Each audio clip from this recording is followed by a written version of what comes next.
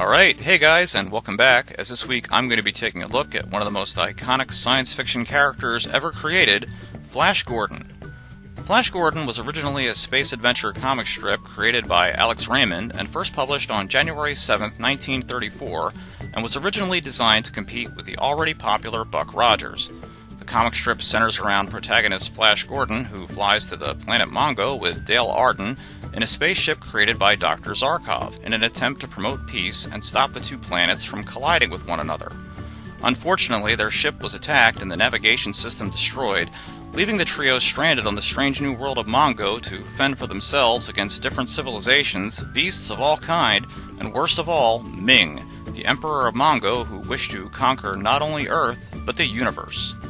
The comic strip was so popular it was purchased by publisher King Features Syndicates, and on April 22, 1935, a 26-episode serial following Flash Gordon's adventures in the comic strip was aired on the radio.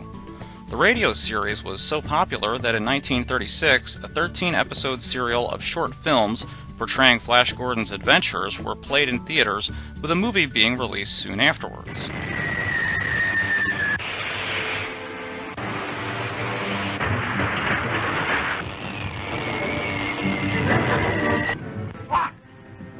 Get it open. Keep an eye out, Dale. Hands off her. And you.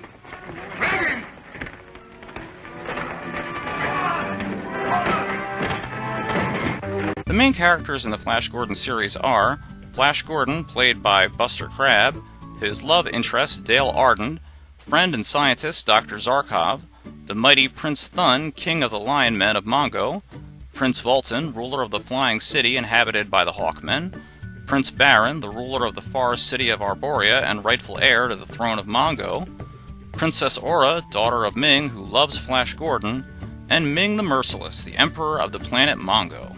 Many comics based on the series were produced over the years as well, with two of the most popular being the Gold Key series of Flash Gordon comics, featuring reprints of his original adventures, and the Whitman series of Flash Gordon comics, which more closely followed the plot and theme from the Flash Gordon movie, which was released in 1980.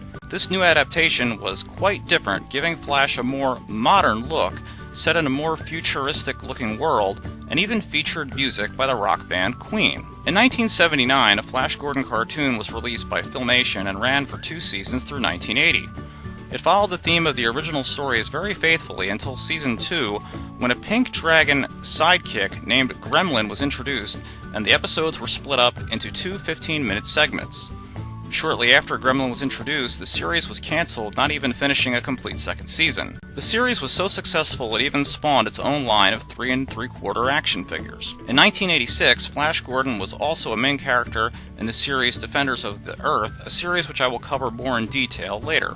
Again in 1996, Flash Gordon would see yet another interpretation as a cartoon produced by Hearst Entertainment. It saw a much more futuristic version of Mongo, Flash, and Ming, and the series did not do well and was much more popular in France. Currently, the Flash Gordon banner is more fondly remembered as a pioneer of the science fiction genre and was instrumental to the inspiration of franchises like Gene Roddenberry's Star Trek and George Lucas's Star Wars films. While certainly not as popular today as it once was at its peak from the 1930s through the 1950s, where radio broadcasts filled the imaginations of thousands with great adventures in space on manned rocket ships that would not be invented and perfected for another 30 years. It cannot be understated the impact this series had on pop culture and technical innovations yet to come. Alright, so now let's take a look at some of the different Flash Gordon toys that I have here in my collection. Now I have a pretty wide assortment of different Flash Gordon toys and collectibles that span all types of different generations. The first thing I'm going to be taking a look at can't really be classified as a toy, and that's because it's this original 1938 Flash Gordon mini adventure storybook by the Better Little Books. And this was published in 1938. We'll get a look at this fantastic artwork here.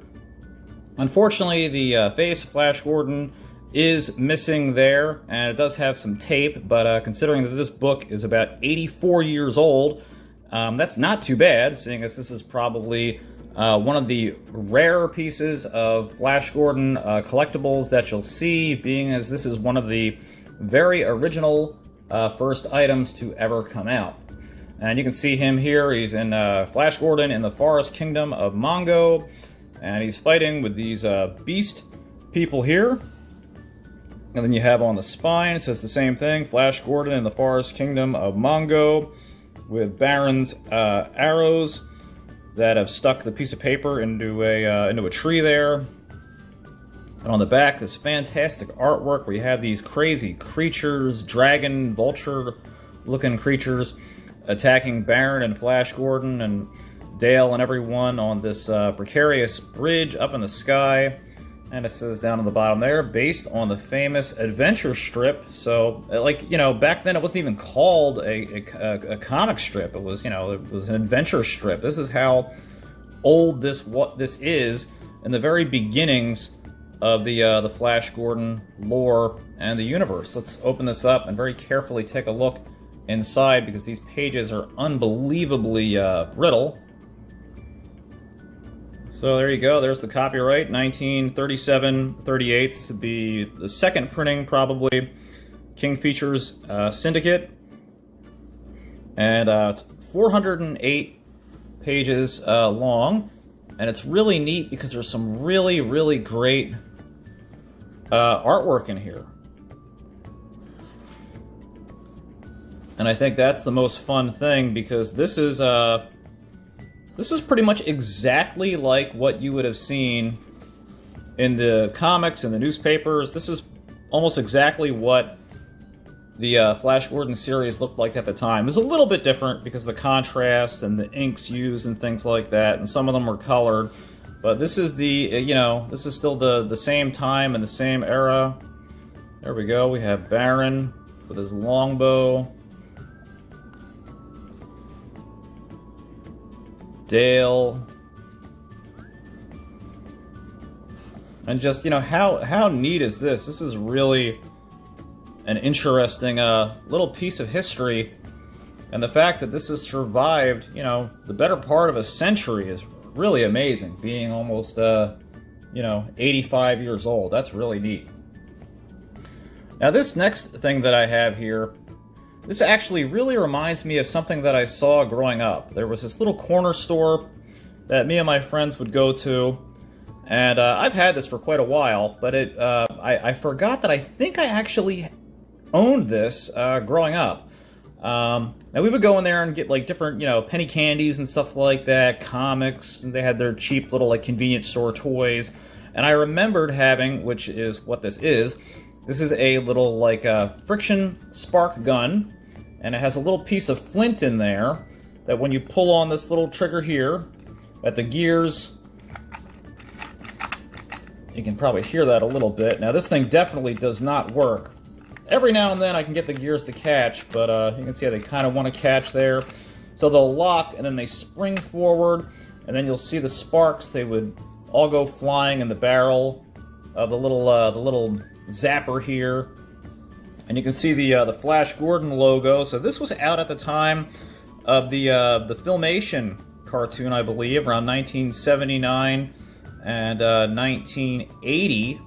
And I think I had one very similar to this, which is funny because I don't really remember watching the Flash Gordon cartoon that much at all. So it's kind of odd that I owned one of these, but because I've actually only become more of a Flash Gordon fan more recently, and I wasn't really that familiar with it too much when I was growing up. I knew kind of what it was, but I don't think I really understood it yet, so I wasn't really that into it, but I liked the zappers and how futuristic they looked and everything, and I still think this looks really neat and really cool.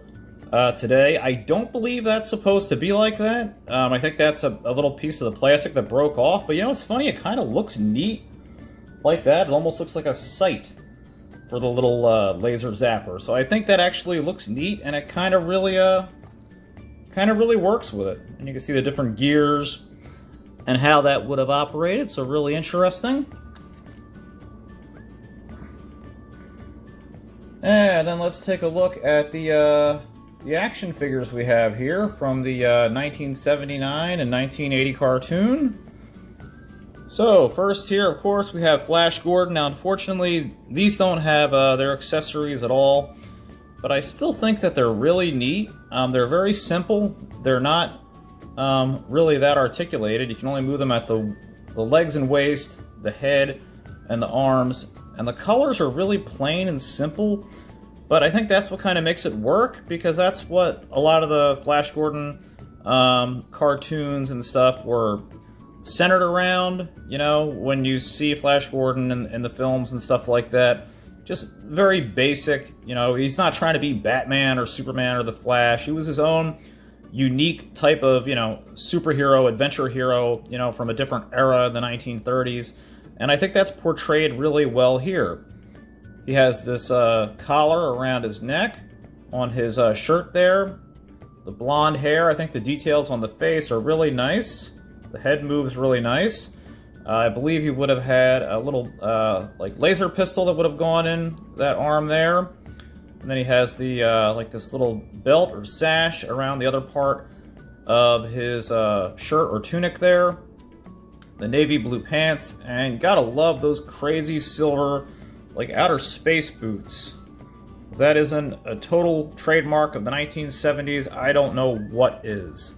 So very, very cool, very simple, but I think awesome looking action figure. And equally as awesome, how can you have Flash without Ming? And now one thing I forgot to mention is Ming was actually voiced by Alan Oppenheimer. So the voice actor who I've had the pleasure of meeting once, possibly twice, I'm not sure, but I definitely met him at least once, who did the voice of Skeletor. You know, I mean, that's something that I don't think a lot of people know, and they're not very familiar with the comic and the cartoon. And I think that you should definitely, you know, give it a look, check it out, because it's interesting to see how his laugh for Ming is similar to Skeletor's, but still very different. And you can see how his voice acting evolved and changed. And as the Flash Gordon cartoon ended, you know, you can see where he was transitioned and brought into the Masters of the Universe series. And that's why I really like that cartoon a lot, because the story writing is so good, and it kind of reminds me a lot in many different ways of the Masters of the Universe cartoons. So here we have him with his space helmet on. I don't believe his head moves, that's just fixed in place there. And he has these, has of course his trademark beard. The facial features look fantastic. Has these really cool little yellow, like cuffs or pieces of armor on his spacesuit there. Has his belt with the blue and the gold gloves, and I believe he would have came with maybe like his pistol and definitely that flaming sword that you see him use in the show. Then he has the rest of his brown spacesuit and the bright navy blue boots. And what a fantastic looking little action figure. And he looks exactly the way that he should look from the Filmation cartoon. So, very cool. Fun stuff. Well, alright guys, that's going to do it for my collection of Flash Gordon figures and toys and collectibles here. I hope you enjoyed taking a look at the Flash Gordon series in general with me today. I think that it's a very interesting but overlooked and underappreciated piece of pop culture lore, because like I said, it attributed to so many different things, where Gene Roddenberry was inspired by parts of it in his creation of Star Trek. George Lucas said he was inspired, you know, different elements that he put into Star Wars. And even though, you know, you have your beginnings of science fiction that began all the way back, you know, in the 1800s with the first, you know, writing of Frankenstein, this is like that second renaissance of science fiction. And this is where, with things like Buck Rogers and things like Flash Gordon, you really see it have its roots here. And you wouldn't have anything that you have today. You wouldn't have He-Man, you wouldn't have Transformers, you wouldn't have Voltron. None of that would exist without franchises like Buck Rogers and Flash Gordon. So I hope you guys really enjoyed taking a look at this awesome franchise with me today. I really encourage you to check it out and to you know, pick up some comics, watch some of the cartoons and things like that. It's fantastic. It's great to get into. Awesome series. I really hope you enjoyed checking it out today, and I will see you guys next time. So until then, Take care. Hey guys, if you liked the video that you just watched, don't forget to hit that subscribe button down below, and you can follow me at Facebook at King of Retro or Twitter at #8ByteBrian. See you next time.